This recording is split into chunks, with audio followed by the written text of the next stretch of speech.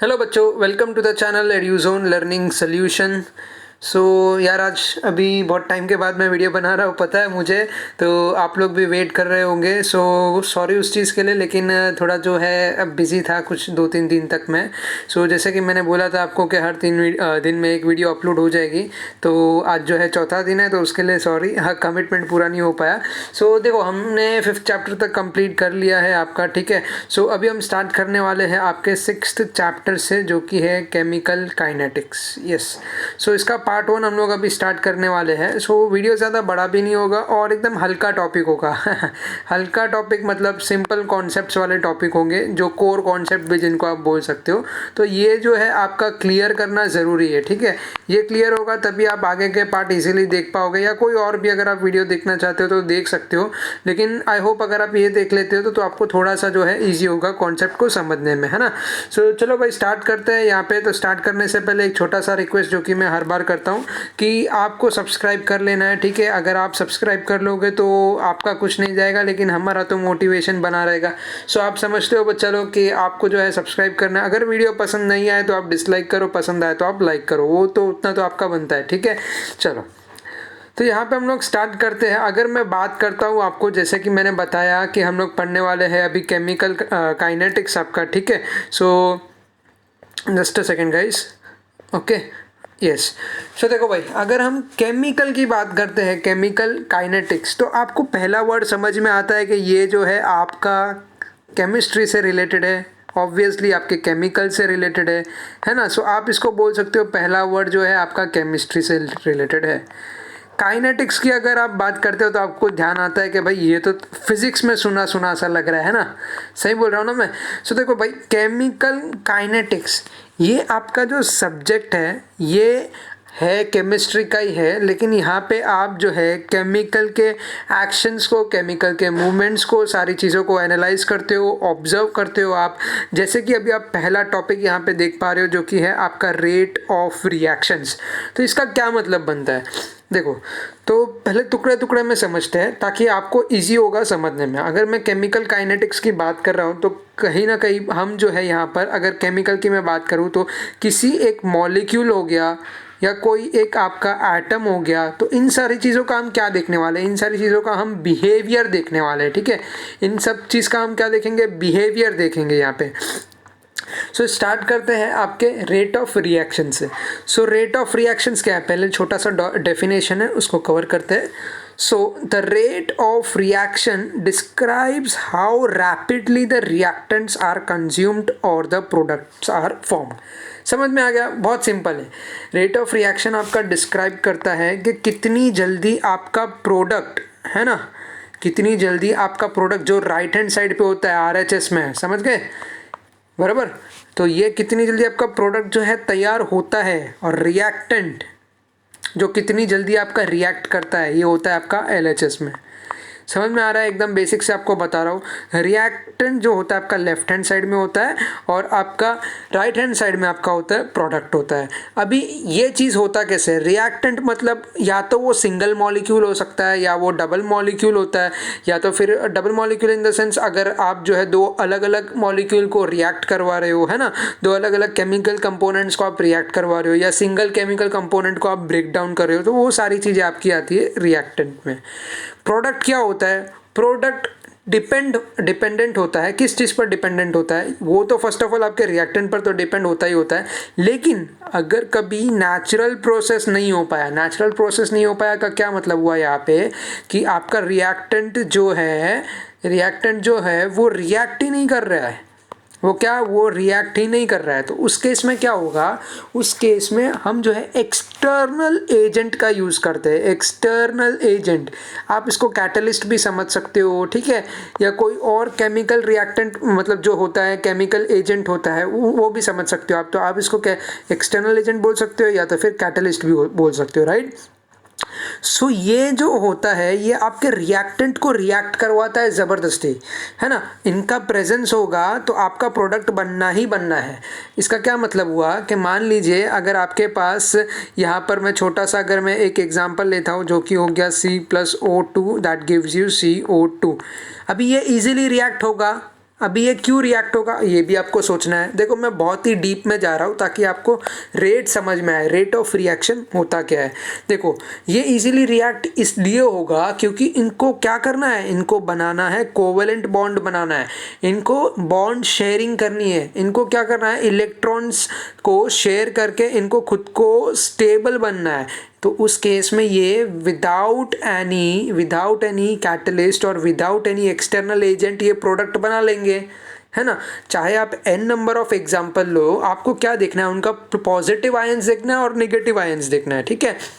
अगर कोई एक पहला एलिमेंट पॉजिटिव है, दूसरा एलिमेंट आपका नेगेटिव है, तो समझ लेना कि वहाँ पे चांसेस है बॉन्डिंग बनने का। लेकिन आप एक काम करते हो कि आप इलेक्ट्रोपॉजिटिव एलिमेंट को लेकर आके वापस इलेक्ट्रोपॉजिटिव एलिमेंट से अगर आप रिएक्ट करवाते हो तो क्या वो रिएक्ट होगा? तो वो रिएक्ट नहीं होगा। इसका ये मतलब हुआ वो रिएक्ट होगा भी किस केस में, जब आप कोई एक्सटर्नल एजेंट या फिर कैटलिस्ट को ऐड करते हो, या फिर आप जो है हीट प्रोसेस यूज़ कर सकते हो, या फिर कोई और चीज़ अगर आप यूज़ करते हो, ठीक है, जो कि मैन मेड एक्टिविटी में गिना जाता है, ठीक है। सो तभी जाके वो होता है, तभी जाके रिएक्शन परफॉर्म होता है। सो रेट हम लोग क्या चीज़ का देखते हैं, पहला तो आप वो डिस्क्राइब करता है how rapidly the reactants are consumed, यानी रिएक्टेंट्स कितनी जल्दी वो रिएक्ट कर जाते हैं, बराबर, और द प्रोडक्ट्स आर फॉर्म्ड, वो डिफाइन करता है आपका रेट ऑफ रिएक्शन, ठीक है, क्लियर। अभी एवरेज रेट क्या होता है, change in concentration of a species upon change in time. समझ में आ रहा है, थोड़ा थोड़ा आइडिया आ गया होगा क्या मतलब हुआ चेंज इन कॉन्सेंट्रेशन। देखो मॉलिक्यूल वही है, आपका एटम भी वही है, सारा कुछ वही है। चेंज इन कॉन्सेंट्रेशन यानी कि मैं बात कर सकता हूँ यहाँ पे कॉन्सेंट्रेशन लेवल की चेंज हो सकता है, या फिर थोड़ा बहुत क्वांटिटी में चेंज हो गया या वैसा कुछ। सो चेंज इन कॉन्सेंट्रेशन, अगर आप उनके कॉन्सेंट्रेशन का लेवल चेंज करते हो with respect to time, change in time, so उसको आप कैसे डिनोट करोगे, del C upon del T, ठीक है। समझ में आ गया। देखो केमिस्ट्री में जब भी मैं आपको पढ़ाता हूँ ना, तो इतना समझ लेना कि आपको थोड़ा बहुत तो याद करना पड़ेगा, सारी चीज़ें आपको लॉजिकली समझ में नहीं आएगी, लॉजिकली आपको खुद को फिट करवाना पड़ेगा आपके दिमाग में, है ना। तो अगर आप रिएक्टेंट, और जैसे कि अगर मैं रिएक्शन की बात कर रहा हूँ, रिएक्शन समझने की कोशिश करते हो तो आप समझ जाओगे, लेकिन कभी कभी कुछ ऐसी चीज़ें होती है जो केमिस्ट्री में एक्सेप्शन ज़्यादा होते हैं, सो वो आपको समझना पड़ेगा यहाँ पे।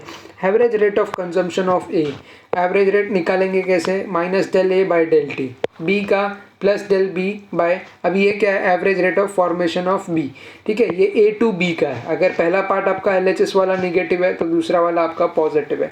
एवरेज रेट ऑफ रिएक्शन आप कैसे निकालोगे, जैसे कि ये हो गया माइनस, मतलब फर्स्ट वाला पार्ट जो है इसको मैं लिख के दिखाता हूँ आपको, minus A upon del T is equals to, आप क्या बोल सकते हो,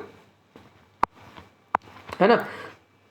तो देखो आप क्या बोल सकते हो इसको यहाँ पे, is equals to del B upon del T, right. ये डेल है, थोड़ा कंसिडर कर लेना, ठीक है।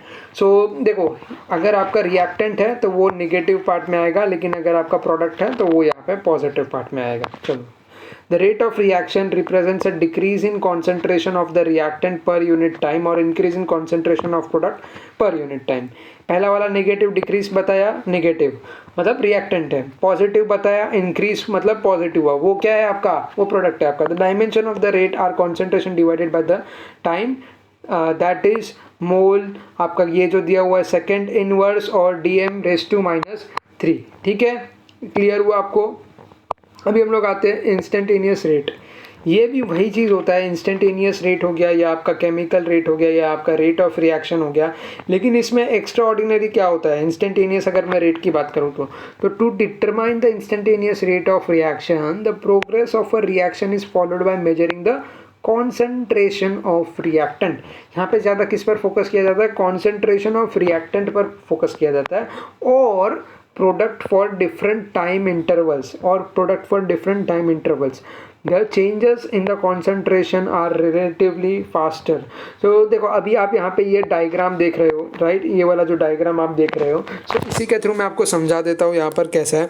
तो पहला वाला जो है यहाँ पे रिएक्टेंट कॉन्सेंट्रेशन का दिया हुआ है, यहाँ पे प्रोडक्ट कॉन्सेंट्रेशन का है, मतलब ये एलएचएस वाला पार्ट हो गया आपका, ये आपका हो गया आरएचएस वाला पार्ट हो गया, है ना।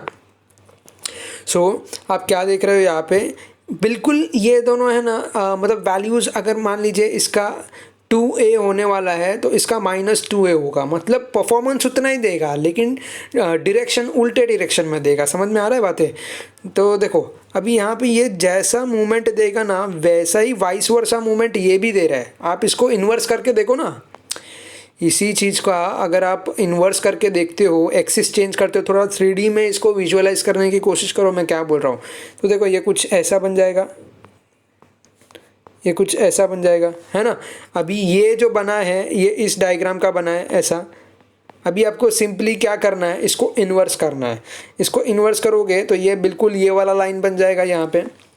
मतलब सीधी बात अगर मैं करूँ तो आप इसका जो है एक्सिस भी चेंज कर सकते हो, मतलब एक एक्सिस को कांस्टेंट रख के बाकी का अगर आप ऊपर ले लोगे तो आपको अल्टीमेटली ये वाला ही डायग्राम मिलने वाला है।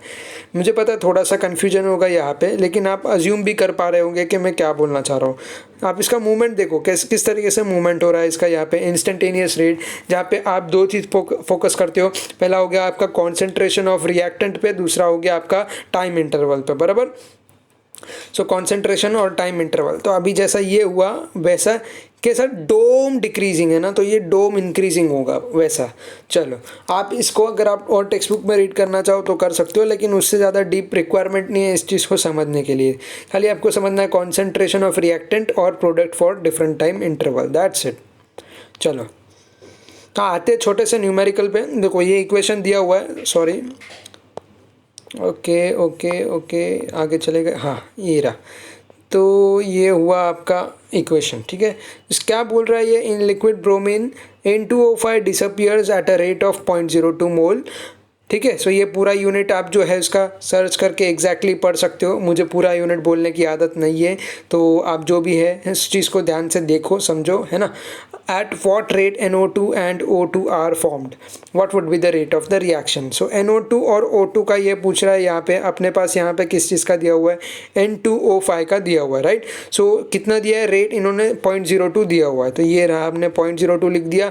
और ये क्या बोला है यहाँ पे, what would be the rate of reaction, what would be the rate of reaction ये पूछ रहा है। अगर आप इसको लिखना चाहो तो कैसे लिख सकते हो। अभी यहाँ पे अगर मैं NO2 की लिखने की अगर मैं बात करता हूँ, क्योंकि मुझे यहाँ पे क्या दिया हुआ है, NO2 का 4 दिया हुआ है, यहाँ पे आप देख पा रहे हो ना 4 मॉलिक्यूल, तो इसको क्या कर देंगे 1/4 कर देंगे, है ना। और O2 का कितना दिया हुआ है, 1 दिया हुआ है। सो रेट ऑफ रिएक्शन कैसे निकालोगे आप। रेट ऑफ रिएक्शन निकालने के लिए आपके पास जो है यहाँ पे -1/2 है। -1/2 किस चीज़ का है यहाँ पे, -1/2 देखो यहाँ पे, देखो ध्यान से देखना इसको। तो N2O5 क्या है आपका, 2 मोल्स है ना। यहाँ पे कितना दिया हुआ है, 2 मोल्स दिया हुआ है। तो आप इसको क्या करोगे, निगेटिव कर दोगे, लेफ्ट हैंड साइड पर है। जैसे कि हमने NO2 का 1/4 किया, वैसे ही हम क्या करेंगे N2O5 का भी 1/2 कर देंगे। तो क्या मिल जाएगा हमको इसका, ये क्या 1/2 minus D of N2O5 upon dt, बराबर। सो रेट ऑफ फॉर्मेशन वैसे ही निकालेंगे हम लोग, किसका निकालेंगे, O2 का भी वैसे ही निकालेंगे। सो रेट ऑफ फॉर्मेशन कितना दिया हुआ है आपको, 0.02 दिया हुआ है, ठीक है। 0.02 आपको दिया हुआ है इस चीज़ का रेट ऑफ फॉर्मेशन। और आपको क्या करना है इसके बाद, सिंपली इसको जो N2O5 आपको दिया हुआ है, यानी कि half minus N2O5 is equals to half into 0.02 करना है, ये वाला। समझ में आया। ये क्या था आपका 4NO2 था, बराबर। ये 4NO2 था, इसको हमने ऐसे लिख दिया, ये वाला। ये इतना पार्ट क्लियर हो गया होगा आपको, ठीक है। सो उसके बाद आपको इक्वेट करना है सिंपली, ये जो हो गया रेट ऑफ रिएक्शन और ये हो गया आपका रेट ऑफ फॉर्मेशन, बराबर। समझ में आया। जो आपका रेट ऑफ फॉर्मेशन है और रेट ऑफ रिएक्शन है उसको आपको इक्वेट करना है, तो आपको यहाँ पे वैल्यू मिल जाएगा उसका। बाद में आपको क्या करना है, rate of formation of NO2 भी तो निकालना है ना। आपके पास O2 का दिया है तो आपको NO2 का भी निकालना है यहाँ पे। अभी NO2 का कैसे करोगे आप लोग, यहाँ पे क्या दिया हुआ है मेरे पास, NO5 दिया हुआ है अपॉन dt, ठीक है। यहाँ पे NO5 अपॉन dt दिया हुआ है, तो इसका कैसे करेंगे हम लोग, 4/2, बराबर। अभी 4/2 क्यों, क्योंकि आपके पास क्या दिया हुआ है, 4 दिया हुआ है ना, यहाँ पे 4 मोल्स ऑफ NO2 दिया हुआ है, तो 4 लिख देंगे यहाँ पे। यहाँ पे क्या कर रहे हैं हम लोग, ये देखो रेट फॉर्मेशन निकालना है हमको NO2 का, तो क्या करेंगे हम लोग N2O5 से, जैसे हमने यहाँ पे किया है ना, सेम हमें यहाँ पे भी वैसे ही करना है। तो 4/2 minus D of N2O5 upon dt। सो इसका क्या आएगा, 2 मोल्स DM³ सेकेंड इनवर्स, यानी 0.04 moles DM³ second inverse. I hope clear हुआ आपको। ये रेट ऑफ रिएक्शन टुकड़े टुकड़े में समझोगे तो आपको समझ में आ जाएगा ये, है ना। चलो आगे बढ़ते हैं। रेट लॉ समझो। अभी रेट लॉ क्या होता है यहाँ पे भी सेम चीज़ है। आपका ए बी जो है LHS में है, CD आपका क्या है RHS में है। ये जनरल आपका एक रिएक्शन है। तो इसमें रेट ऑफ रिएक्शन होता है एक स्पेसिफिक टाइम में दिया जाता है, जो कि क्या होता है, प्रपोर्शनल होता है आपके मोलार कॉन्सेंट्रेशन से। ठीक है, molar concentration at that time raise to simple powers और रेट ऑफ रिएक्शन। यानी कि आपका रेट अगर आपको निकालना है जो कि डायरेक्टली प्रोपोर्शनल है, तो उसका एक कांस्टेंट होगा। सो क्या करोगे आप लोग। अभी ये देखो, ये इन्होंने क्या दिया है, AXBY, है ना। आप इसको कैसे लिख सकते हो, ऐसे भी लिख सकते हो। प्रोपोर्शनलिटी का आप साइन हटा दोगे तो आपको क्या मिलेगा, where K is the proportionality constant is called the rate constant. इसको हम लोग क्या बोलेंगे, rate constant, which is independent of concentration, independent है of concentration and varies with temperature for unit concentrations of A and B। K is equal to the rate of reaction. K क्या होता है, ये किसके बराबर होता है, रेट ऑफ रिएक्शन के बराबर होता है। इससे आपको कोई लेना देना नहीं। अगर इसका कोई स्पेसिफिक वैल्यू होता है तो वो क्वेश्चन में ऑलरेडी आ जाएगा, तो इसका आपको टेंशन नहीं लेना है। क्वेश्चन में सब कुछ दिया होगा। आपको कभी पूछा जाएगा कि rate of constant find out करो, कभी आपको पूछा जाएगा रेट फाइंड आउट करो, कभी आपको पूछा जाएगा ए का जो है एक्स का वैल्यू है वो फाइंड आउट करो कभी। क्योंकि अगर आपके पास सारी चीज़ें दी हुई है तो आपको पूछा जा सकता है कि भाई ए का कितना वैल्यू है, बी का कितना वैल्यू है।